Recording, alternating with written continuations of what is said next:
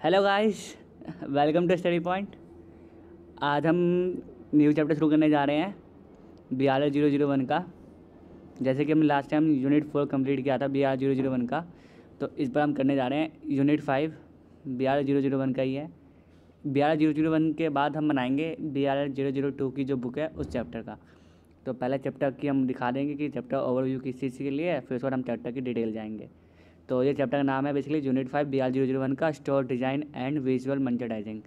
Basically इसमें ये होता है कि store designing and visual merchandising होती क्या है। ये चैप्टर काफ़ी इंपॉर्टेंट है क्योंकि सेकंड ईयर में भी आएगा, चैप्टर थर्ड ईयर में भी आएगा। तो हम देखते हैं पहले स्टोर डिज़ाइन की इंट्रोडक्शन क्या होती है, कि दोनों अलग अलग टॉपिक है। तो इंट्रोडक्शन देखते हैं हम स्टोर डिज़ाइनिंग की। It is the strategy which will be not guide the formula to the communication strategy, but it's also pricing the merchandising and layout the issue of a retailer. It's give the distinct unique position to the retail. Basically communication style नहीं होता store designing, ये होता है basically दुकान को ऐसे तरीके से सजाना या अट्रैक्ट करना, बनाना, अट्रैक्टिव बनाना कि जो कस्टमर हो ना वो दुकान के बाहर से क्यों ना जाए तो भी अंदर आ जाए। ये हमें unique position of retail outlet देता है। बेसिकली ये हमें ऐसा बना देता है कि जो हमारे बाहर के कस्टमर जा रहे हैं, जो दुकान में नहीं आना, कुछ सामान नहीं चाहिए, वो भी दुकान में आ जाते हैं। किसके लिए? अट्रैक्टिव हो गए दुकान से, उसकी डिज़ाइन देख के। फिर आता है की कंसेप्ट इन रिटेल एटमॉस्फेरिक, कि कौन कौन से कॉन्सेप्ट होते हैं रिटेल एटमॉस्फेरिक में। सबसे पहले आता है ये दो टाइप के होते हैं। फिर पहले आता है एक्सटर्नल एटमॉस्फेरिक्स, फिर आता है इंटरनल एटमॉस्फेरिक। इन दोनों टाइप्स के भी 5-6 टाइप्स हैं।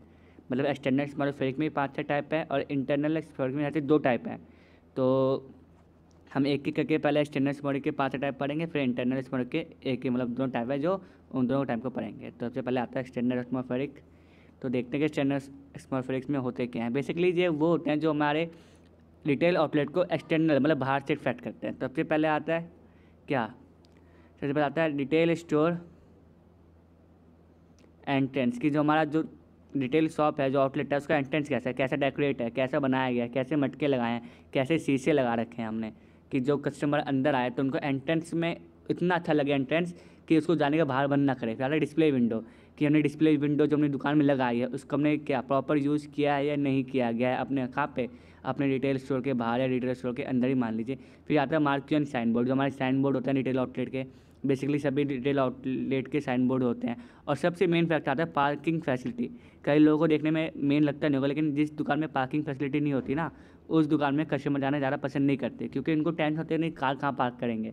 तो फिर मतलब ये पार्किंग फैसिलिटी होता है, काफ़ी मेन होता है पार्ट, अगर आपको अपना बिजनेस रिटेल आउटलेट को सही चलाना है। फिर आता है इंटरनेट एटमॉस्फेयर, कि जो हमारे रिटेल आउटलेट को अंदर से प्रभाव देते हैं। तो फिर इसमें 2 ही टाइप्स हैं। 2 ही टाइप्स में सबसे पहला टाइप आता है हमारा रिटेल स्टोर इमेज, कि बेसिकली हमारा जो रिटेल स्टोर की उसकी इमेज कैसे बना रखी है हमने, अंदर कैसी लाइट यूज़ की हुई है, हमने क्या क्या यूज़ किया हुआ है, पोस्टर कैसे यूज़ किए हुए हैं, गंडोला होता है जिसमें सामान टांगते हैं वो कैसे यूज़ किया। फिर आता है म्यूजिक। म्यूजिक बड़ा मेन पार्ट होता है, क्योंकि जब आप अपने दुकान में म्यूजिक यूज़ करते हो ना, तो म्यूजिक हमेशा शांत वाला होना चाहिए, ट्यून जो मन को प्लीजेंट लगे, शांत को मन को भाए। क्योंकि जो इन्वायरमेंट मन को भाता है ना, उसमें शॉपिंग करने का 20% ज़्यादा चांस होता है कि हम बंदा शॉपिंग परचेज करेगा ही पड़ेगा आउटलेट से सामान। फिर आता है इंपॉर्टेंस ऑफ एटमॉस्फेरिक प्लानिंग, जो हम प्लानिंग करके एटमॉस्फेरिक में आता है उससे फ़ायदा क्या होता है। तो उससे पहले आता है ये हमारा enhancing the image of retail outlet and attractive new customer. Basically जो हमारी दुकान की जो इमेज होती है कुछ ज़्यादा ही अट्रैक्टिव बनाता है और जो न्यू कस्टमर को हमारी दुकान की तरफ अट्रैक्ट कर देता है। फिर आता है create unique selling position. Basically USP create करता है ये हमारे पास, एक समझ लो एक ताकत दे देता है एक्स्ट्रा, कि लोग कस्टमर को सामान बेचने का ताकत, कि वो उतना अट्रैक्टिव है दुकानदार में, जो भी आएगा दुकान में सब सोचा कुछ सामान लेके जाओ यहाँ से। Facility easy store movement and the access to the merchandise. Basically हमारी मर्चेंडाइज के लिए रास्ता खाली कर देता है, हमारा एक्सेस जो होता है मर्चेंडाइज के पास वो काफ़ी ईजिली हो जाता है। फिर आता है ensuring optimum utilization of retail space, मतलब हमारा 100 गज में दुकान खुला हुआ है, तो ऐसा नहीं होता कि हमने 80 गज में सामान मतलब लगा रखा है, 20 गज में नहीं लगा रखा। तो जो प्लानिंग से करेंगे काम पूरा, तो 100 के 100 गज में हमारा सामान पूरा लगा होगा। फिर आता है reducing product search time for customer, मतलब आपके कपड़े सही जगह लगे, आपके जूते सही जगह लगे, तो कस्टमर आएगा ना, तो सेल्समैन भी क्यों ना हो, तो कस्टमर जो अंदर आएगा वो अपने आप कपड़े पर चल जाएगा, अपने आप जूते पर चल जाता है। फिर आता है influencing this service quality experience, ये हमारा एक्सपीरियंस जो आता है कस्टमर, उनके एक्सपीरियंस को सिक्योरिटी से मतलब उनको लगता है कि अच्छा सर्विस मिली है, क्वालिटी एक्सपीरियंस इंप्रूव हो जाती है उनकी। फिर आता है decision of store location and influencing factors, कि कौन कौन से डिसीजन आते हैं स्टोर लोकेशन फैक्ट करने में, और उन कौन से फैक्टर्स होते हैं जो इन्फ्लुएंस करते हैं स्टोर लोकेशन को। तो सबसे पहले आता है size of the city trending area, किस मतलब कौन सी किस साइज में ऑफ सिटी में आप अपना किस जगह में और कितना बड़ा अपना बिजनेस खोल रहे हो retail outlet. Further population of trending area, मतलब वहाँ की जहाँ पे आप खोल रहे हो अपना रिटेल आउटलेट वहाँ पे कितने लोग रहते हैं, बेसिकली ये बात।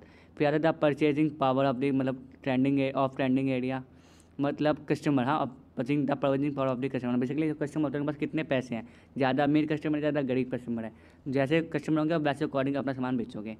फिर आता है डिस्ट्रीब्यूशन नेटवर्क के ऊपर, डिस्ट्रीब्यूशन नेटवर्क किस चेन पे है, लार्ज चेन पे है तो फिर आपके धीरे धीरे प्रोडक्ट की वैल्यू हाई हो जाती है। अगर लो चेन पे आप डिस्ट्रीब्यूट करते हो लोगों को जो नेटवर्क में, तो आपकी जो होती है दाम प्रोडक्ट की कम आती है।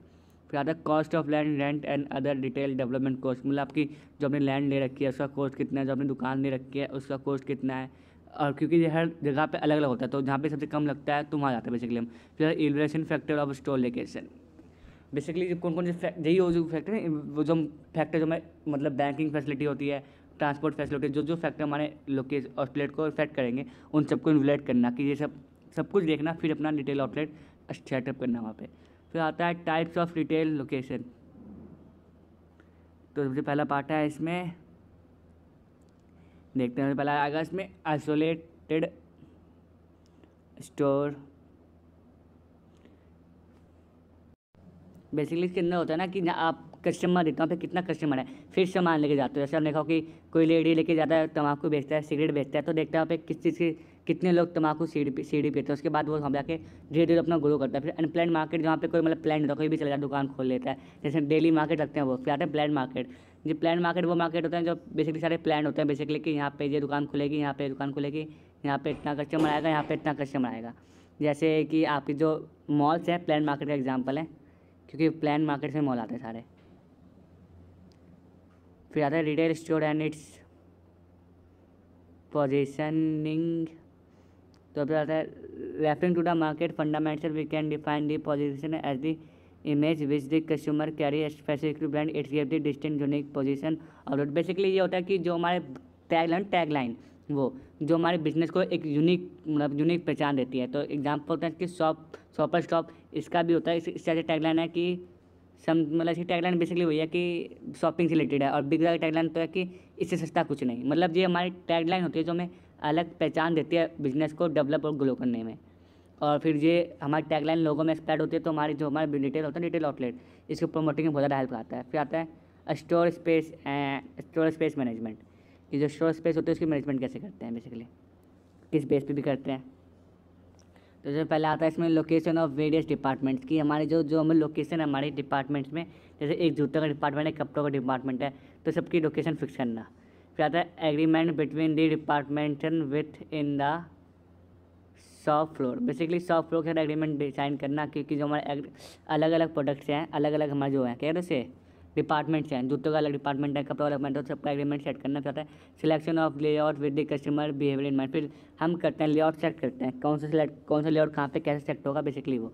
फिर आता है plan traffic flow of customer, basically customer का फ्लो बिल्कुल प्लान वे में होता है, मतलब ऐसे नहीं कि सीधा कस्टमर आया तो सीधा उसमें चला गया, कस्टमर आता है तो पूरा मतलब एक मॉल है तो मॉल स्टार्टिंग से घूमता है, plan traffic flow of customer होता है, मतलब सब कुछ प्लान होगा कि कस्टमर कैसे घूमेगा, कैसे एंटर होगा, कैसे एग्जिट करेगा, सब कुछ फिक्स होता है। ऐसे हम प्लानिंग करते हैं कि कस्टमर ऐसे काम कर मतलब ऐसे हो, जो हमारी प्लानिंग पे डिपेंड करता है। फिर आता है रिटेल परफॉर्मेंस मैनेजमेंट, कि हम अपने रिटेल की परफॉर्मेंस को कैसे मैनेजमेंट कर सकते हैं। इसके 5-6 वे होते हैं बेसिकली। तो सबसे पहले आता है सेल्स पर स्क्वायर मीटर ऑफ और पर प्रॉफिट पर स्क्वायर मीटर, बेसिकली कर पर स्क्वायर मीटर पे हमें कितना प्रॉफिट हो रहा है, हमारे रिटेल आउटलेट में जितने भी स्क्वायर मीटर की लैंड है तो पर स्क्वायर मीटर पे हमें कितना प्रॉफिट है वो। फिर आता है फिर सेल्स पर लाइनर मीटर और प्रॉफिट पर लाइनर मीटर, फिर जो हमारे लाइनर मीटर पे हमें कितना प्रॉफिट हो रहा है, बेसिकली लैंड को लाइनर मीटर में बांटा जाता है। उसके बाद फिर हम उसके देखते हैं कि लाइनर मीटर पे हमारा इतना प्रॉफिट हुआ है। फिर आता है क्यूबिक पर क्यूबिक मीटर, प्रॉफिट पर क्यूबिक मीटर, फिर हम क्यूबिक मीटर के बेस पे नापते हैं कि हमारा ये क्यूबिक मीटर इतना यूज़ किया है तो इस पर हमारे इस क्यूबिक मीटर पे इतना प्रॉफिट हुआ है, मतलब इस क्यूबिक मीटर पर इतने सामान बेचे हैं, यहाँ पे खड़े होकर इतना सामान मिला है, इतने पैसे आए हैं। फिर आता है space as basic of space allocation, फिर हमारे बेसिकली जितने हमारे स्पेस यूज़ किए गए रिटेल आउटलेट में उन सारे स्पेस का प्रॉफिट कितना आया सामान बेचने में। फिर आता है profitability as basic of space location, basically इसका मतलब ये होता है कि जितना हमें प्रॉफिट हुआ है ना पूरे स्पेस का स्पेस एलोकेशन पूरा यूज़ करके, स्पेस जितना भी हमारा स्पेस है सबको यूज़ करके जितना प्रॉफिट हुआ है वो आता है बेसिकली वो। फिर आता है हमारे इसमें टाइप्स ऑफ लेआउट, कि हमारे जो लेआउट होता है कितने टाइप्स के होते हैं। तो ये तो 5-6 टाइप के मैंने इसके एग्जांपल लिखे हैं, लेकिन ये तो बहुत सारे टाइप के होते हैं, आपने बहुत सारे टाइप के देखे भी होंगे। सबसे पहला है ग्रिड वाला। ग्रिड वाला बेसिकली पूरा भरा भरा नहीं होता वो, उसको कहते हैं ग्रिड वाला। मतलब एग्जांपल यहाँ पे कपड़े टंगे हैं, यहाँ पे जूते टंगे हैं। फिर आता है फ्री फॉर्म, जो बेसिकली फ्री फॉर्म होता है, मतलब ये एरिया हमने बांट दिया कपड़ों के लिए, ये एरिया बांट दिया हमने जूतों के लिए, ये सेंट के लिए, ये परफॉर्म के लिए, एसेसरीज के लिए, बेसिकली वो। फिर आता है रेस ट्रैक। बेसिकली इसमें ट्रैक वाइज बांटा जाता है कि ये ट्रैक पूरा कपड़ों का है, ये ट्रैक पूरा मेल का है, ये ट्रैक पूरा फीमेल का है, ये ट्रैक पूरा किड का है, ये ट्रैक पूरा एसेसरीज के लिए। फिर आता है स्टोरी लेआउट, बेसिकली मंजिला, कि ये मंजिला पूरा हमने बांट दिया फीमेल में, ये मंजिला हमने बांट दिया पूरा मेल के लिए। स्टोरी लेआउट बेसिकली मॉल में देखा जाता है, क्योंकि मॉल बड़े बड़े होते हैं तो उसमें मंजिला बांटने में दिक्कत नहीं होती। मंजिला मतलब फ्लोर वाइज, तो स्टोरी मतलब मंजिला, मंजिला मतलब फ्लोर वाइज, कि फ्लोर वाइज हमने इसको इसमें बांटा है और इसको इसमें बांटा है। फिर आता है हमारा विजुअल मर्चेंडाइजिंग, की विजुअल मर्चेंडाइजिंग होती क्या है, जो हमने अभी तक पढ़ा है वो स्टोरी डिजाइनिंग का पार्ट है, एंड विजुअल मर्चेंडाइजिंग जो आगे पढ़ने जाएंगे वो होगा। तो सबसे पहले इंट्रोडक्शन देखते हैं इसमें क्या होता है। Visual merchandising also refer to as a display is defined as the presentation of the products in order to sell them. Basically ये होता है ना, अपने प्रोडक्ट को ऐसे डेकोरेट करना, ऐसे लगाना, ऐसे सेट करना, ऐसे फिर उसके पुतले होते हैं जो स्टैचू को ऐसे सेट करना कि जो कस्टमर आए उसको सीधा आते अट्रैक्ट करे, और वो हमारी दुकान में आके सामान पक्का ही ले, मतलब कुछ ऐसा, मतलब वही। तो इसमें पहले होता है प्रोडक्ट लाइन की, प्रोडक्ट लाइन को मतलब प्रोडक्ट को प्रोडक्ट लाइन के अकॉर्डिंग लगाना। फिर कस्टमर प्रोफाइल, कस्टमर के प्रोफाइल के अकॉर्डिंग हमने जैसे होते हैं ना प्रोडक्ट लगाना, मेल फीमेल जैसे प्रोडक्ट। फिर आते हैं लेवल ऑफ कॉम्पिटिटर्स, कि जो हमारे कॉम्पिटिशन है ना कि उसके अकॉर्डिंग हमें विजुअल मर्चेंडाइजिंग करना। फिर आता है विजुअल मर्चेंडाइजिंग इन इंडिया, कि जो हमारी विजुअल मर्चेंडाइजिंग है इंडिया में कहाँ पे है। बेसिकली इंडिया में तो अब कह सकते हैं 2010 के बाद काफ़ी इंप्रूवमेंट आया है विजुअल मर्चेंडाइजिंग में, क्योंकि पहले हम इतना फोकस नहीं करते थे, लेकिन यूएसए सब में तो विजुअल मर्चेंडाइजिंग पे स्टार्टिंग से इंपॉर्टेंट दी जाती थी, क्योंकि वहाँ पे पता था कि लोगों को अट्रैक्ट करने के वे को विजुअल मर्चेंडाइजिंग कहा जाता है। तो इंडिया में अडॉप्ट हमने 2010 के बाद काफ़ी तेज़ लेवल पर किया है। फिर आता है कंपोनेंट्स ऑफ डिस्प्ले, की कौन कौन सी कंपोनेंट होते हैं डिस्प्ले में। तो सबसे पहले आता है हमारा wall display. Basically wall display वो होते हैं जो हम अपने प्रोडक्ट्स या फिर अपने आइटम्स को हैंग करते हैं वॉल के ऊपर। वॉल के ऊपर मतलब हैंगर्स होते हैं उनके ऊपर, या फिर रॉड लगी होती है उसके ऊपर। फिर आता है फ्लोर फिक्सचर। ये फ्लोर फिक्सचर बेसिकली टाइप होता है कि ये फ्लोर में हम इस कैटेगरी सामान रखेंगे, इस फ्लोर में इस कैटेगरी का सामान लेंगे। इस चैप्टर में सारी बात एक दूसरे पूरा रिलेटेड है। आपको लग सकता है कि टॉपिक रिपीट हो रहा है, लेकिन टॉपिक रिपीट नहीं हो रहे, मतलब मीनिंग एक है लेकिन टॉपिक रिपीट नहीं हो रही। डिस्प्ले प्रोडक्ट, जो हम डिस्प्ले करते हैं प्रोडक्ट को, बेसिकली कि हमने एक प्रोडक्ट लगा दिया बाहर यहाँ पे, एक प्रोडक्ट लगा दिया यहाँ पे, और कस्टमर को पसंद है तो हम उसके अकॉर्डिंग वैसा प्रोडक्ट ला कर दिखाते हैं डिस्प्ले। फिर सप्लाईज एंड इक्विपमेंट्स, बेसिकली जो हमारे गंडोलास होते हैं ना या फिर हैंगर्स होते हैं। एक गंडोला वो होता है जो एक बड़ा इक्विपमेंट होता है जिसमें हम हैंगर टांगते हैं, उन सब का यूज़ करना। फिर आता है प्रमोशनल आइटम। प्रमोशनल आइटम मतलब पोस्टर्स होते हैं, जो आपके कभी जाओगे दुकान में, बड़े बड़े दुकान में, फुटबॉल की दुकान में, तो आप देखोगे मैसी की फ़ोटो लगी होगी, वो मैसी की फ़ोटो आप प्रमोट भी कर रहा है, लोगों को अट्रैक्ट भी करता है। फिर आता है लाइटनिंग पिक्चर, कि हमारी जो लाइटनिंग पिक्चर कैसे हमने यूज़ किया गई है।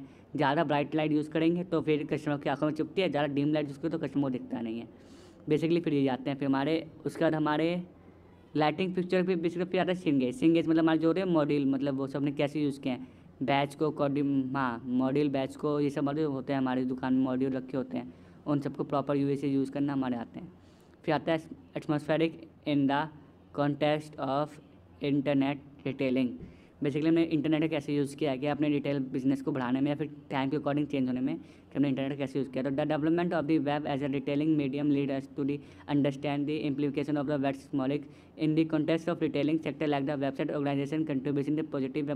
बेसिकली जब से इंटरनेट आया तो हम कह सकते हैं हमारा रिटेलिंग की लाइनें पूरा चेंज ही हो गया है। अब लोग ज़्यादा रिटेलिंग यूज़ करते हैं, कि घर से लिखना लोगों को कम पसंद है, तो लोग ज़्यादा फ्लिपकार्ट बेसिक यूज़ कर लेते हैं और सामान ऑर्डर करने के लिए, और उनको यूज़ करने के हमारे वेबसाइट होते हैं ना, तो उनको अट्रैक्टिव बनाना बहुत जरूरी होता है। तो that's it for today guys. आज के वीडियो में इतना था। आशा करता हूँ कि आपको वीडियो पसंद आए।